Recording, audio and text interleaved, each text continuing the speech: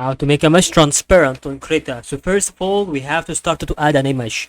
I suppose that I have most of these kind of, actually these things on the layer. So I suggest that I will start to now add my image on that. So I gonna import one, which can be really on adding images. Like, okay, I click on okay right here. So this can be really one of images that I have on okay, actually what is this.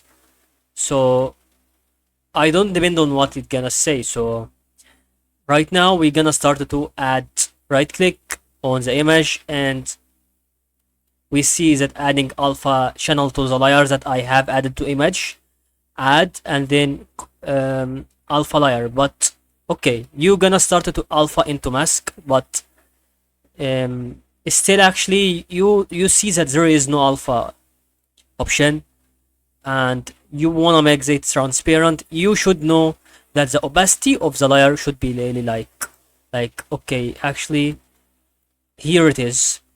You're gonna start to see layers docker on the right, and okay, this can really be settings, dockers, and you go for layer option. Okay, you see here it has been disappeared, so you're gonna start to activate layer docker, which it can be really here, and then start to change opacity. This can help you to change the transparency of the image, as you can see on the layer paint that you have started to add it as image, and that is all.